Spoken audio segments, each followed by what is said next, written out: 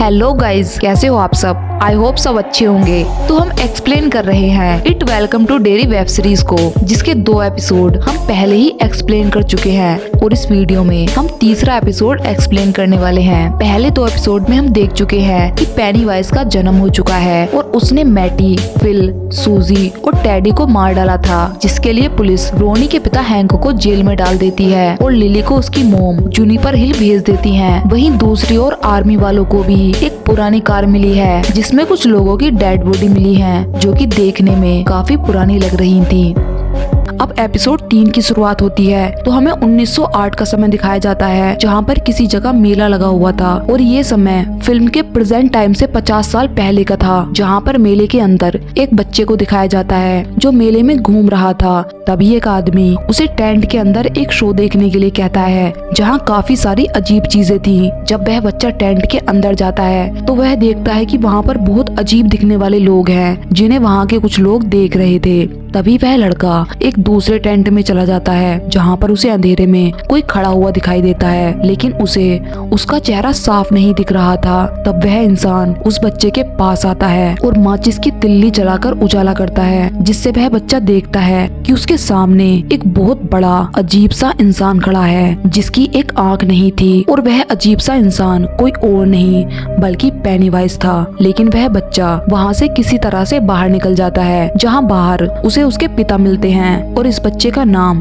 Francis था और ये वही फ्रांसिस है जो इस समय आर्मी का चीफ है और वह प्रेजेंट टाइम में उस साइलेंट वेपन को ढूंढ रहा है। अब छोटे फ्रांसिस को उसके पिता एक गुलेल यानी स्लिंग शॉट देते हैं। अब यहाँ पर फ्रांसिस की मुलाकात एक छोटी लड़की से हो जाती है जिसका नाम रोज था, जो कि नेटिव अमेरिकन थी। रोज और फ्रांसिस जल्द ही काफी अच्छे दोस्त बन जाते हैं, लेकिन एक दिन फ्रांसिस खेलते खेलते जंगल में चला जाता है, जहाँ रोज उसे रोकती भी है, लेकिन वह रोज की एक नहीं सुनता और जंगल के अंदर भागता रहता है। तभी फ्रांसिस जंगल के अंदर देखता है कि वहाँ पर काफी अजीब सा सन्नाटा है और तभी फ्रांसिस को एक पेड़ के पीछे पेनीवाइज दिखाई देता है, जो कि उसके बिल्कुल पास आ जाता है, जिसे देखकर फ्रांसिस बहुत डर गया था और वह वहाँ से भागने लगता है। लेकिन पेनीवाइज उसे पकड़ लेता है और उसे मारने वाला ही होता है कि तभी रोज स्लिंग शॉट से पेनीवाइज की दूसरी आंख फोड़ देती है और फ्रांसिस को जंगल से बाहर ले आती है। लेकिन अजीब बात ये थी कि पेनीवाइज जंगल से बाहर नहीं आता, जिस पर फ्रांसिस रोज से पूछता है कि वो जंगल से बाहर क्यों नहीं आया। तब रोज कहती है कि वादा करो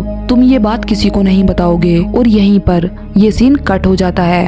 अब हमें प्रेजेंट टाइम की कहानी दिखाई जाती है, जहाँ पर लिली की मोम लिली को जूनिपर हिल से वापस ले आती हैं। दूसरी तरफ पुलिस चीफ हैंक से जेल में पूछताछ करने आता है और हैंक से पूछता है कि बच्चों की डेड बॉडी कहाँ है, जिस पर हैंक कहता है कि मेरा विश्वास करो, मैंने किसी को नहीं मारा। लेकिन पुलिस चीफ को उसकी किसी भी बात पर विश्वास नहीं होता और वो उसे दूसरी जगह शिफ्ट करने की बात बोलकर चला जाता है।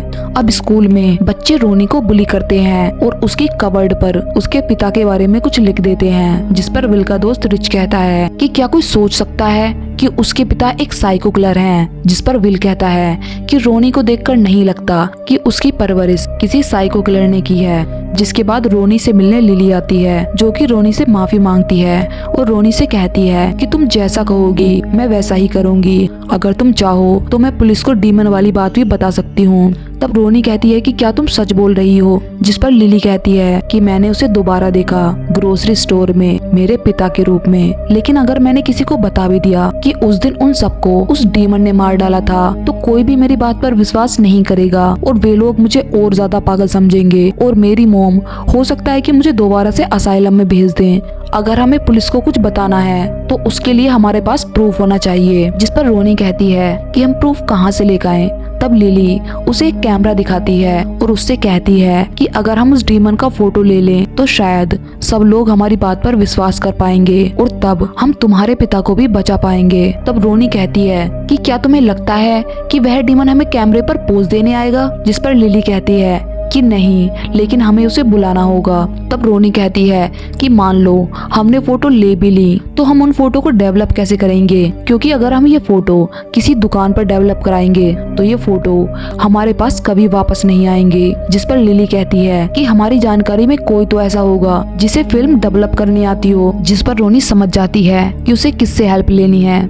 अगले सीन में पुलिस के 2 अफसर उस गाड़ी के बारे में बात कर रहे थे जो उन्हें खुदाई के दौरान मिली थी। उस गाड़ी की फोटो देकर एक अफसर कहता है कि उस गाड़ी से हमें कुछ नहीं मिला, जिस पर जनरल कहता है कि जिस चीज को हम ढूंढ रहे हैं उसे गाड़ी बनने से 300 साल पहले दफनाया गया था, इसीलिए अपना काम जारी रखो। जनरल आगे कहता है कि हैलोरिन को टारगेट के पास भेजो, जिसके बाद जनरल शो डिक हैलोरिन, मेजर हेनेलिन और उसके साथी को एक चोपर से किसी जगह पर भेजते हैं और जनरल मेजर से कहते हैं कि जो डायरेक्शन तुम्हें डिक हैलोरिन बताए तुम्हें वही फॉलो करना है। अब मेजर, डिक हैलोरिन और मेजर का साथी तीनों उस जगह के लिए निकल जाते हैं जहाँ पर फ्रांसिस ने डिक को एक बॉक्स भी दिया था, जिसे खोलने पर हम देख पाते हैं कि उसमें वही स्लिंग शॉट थी जिससे रोज ने 50 साल पहले उस पेनीवाइज को घायल कर दिया था। डिक हैलोरिन के पास शाइन वाली पावर थी, यानी वह किसी का भी दिमाग पढ़ सकता था और किसी भी चीज को महसूस कर सकता था। अब डिक उस स्लिंग शॉट को टच करके उसे एनालाइज करता है और हेनेलिन को डायरेक्शन बताता है कि उन्हें उसी दिशा में मुड़ना है। तभी हम देखते हैं कि डिक की स्पिरिट एक जगह पहुंच गई थी जो जगह अंडरग्राउंड थी और वहाँ पर थोड़ा पानी भी भरा हुआ था। तभी डिक के ऊपर बच्चों के खिलौने गिरने लगते हैं, जिसके बाद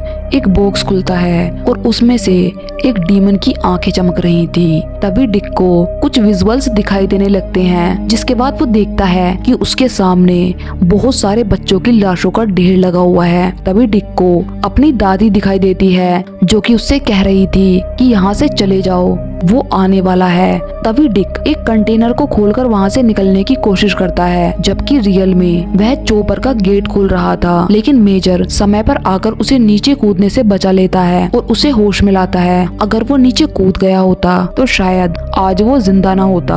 अब रोनी विल से हेल्प मांगती है और उसे पूरी बात बताती है, जिसके बाद लिली, रोनी, विल और रिच डैडी और फिल के सीक्रेट अड्डे पर जाते हैं जो कि एक वॉच टावर था। अब रोनी और लिली उन्हें सारी बात बता देते हैं, जिस पर विल को डीमन और भूत जैसी बातों पर विश्वास नहीं होता, लेकिन रिच कहता है कि मेरे अंकल कोई रिचुअल करके आत्माओं को बुला सकते थे और वे उनसे बात भी कर सकते थे। जिसे सुनकर रोनी रिच से पूछती है कि क्या वो जानता है कि आत्माओं को कैसे बुलाया जा सकता है, जिस पर रिच कहता है कि हाँ मैं उसका प्रोसेस जानता हूँ, लेकिन उसके लिए हमें कब्रिस्तान में जाना होगा, जहाँ सभी बच्चे रात में कब्रिस्तान में जाने का प्लान बनाते हैं, जिससे कि वे आत्माओं को बुलाकर उनकी फोटो ले सके। अगले सीन में फ्रांसिस डिक से मिलने आता है और उससे पूछता है कि क्या तुमने उसे देखा, जिस पर डिक कहता है कि उसने हमें देख लिया है और अच्छा यही होगा कि हम उसे ना जगाएं, नहीं तो वो बहुत बड़ी तबाही ला सकता है। जिस पर फ्रांसिस उसे आराम करने को बोलकर वहाँ से चला जाता है। अब चर्च में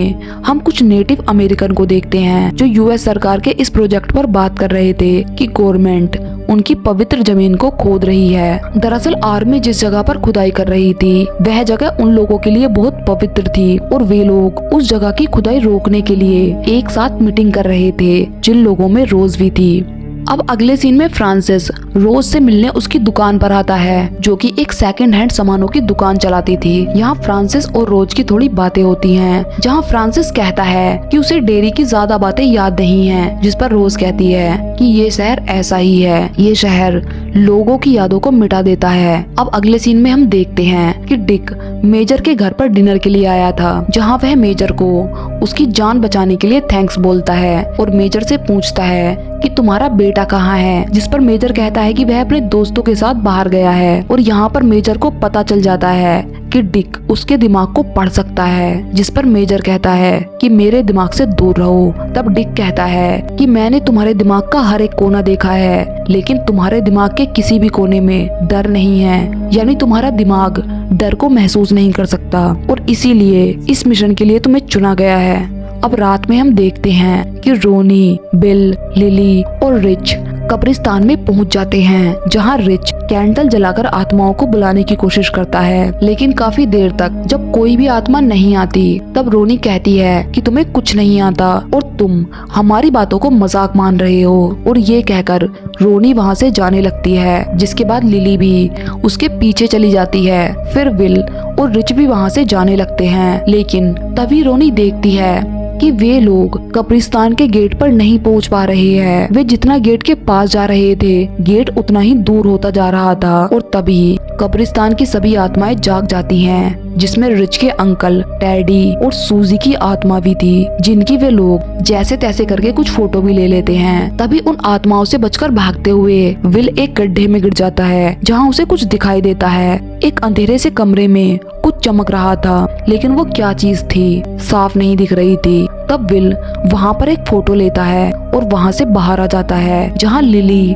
रोनी और रिच उसका इंतजार कर रहे थे, जो कि बहुत डरे हुए थे। जिसके बाद सब लोग चोरी से एक दुकान में जाते हैं, जहाँ विल अपने इंटेलिजेंट दिमाग से कैलकुलेशन करके फोटो की रील को डेवलप कर लेता है। और पहली फोटो होती है विल की, जो कि रिच ने ली थी। वहीं दूसरी फोटो होती है टैडी की, जिसे लिली पहचान लेती है। अगली फोटो थी सूजी की। जिसके बाद जब वे आखिरी फोटो डेवलप करते हैं, तो वे देखते हैं कि वह फोटो जो विल ने ली थी वह बहुत अजीब थी, और वह फोटो थी एक जोकर की, जिसकी आंखें डीमन के जैसे चमक रही थी। और यहीं पर ये तीसरा एपिसोड खत्म होता है।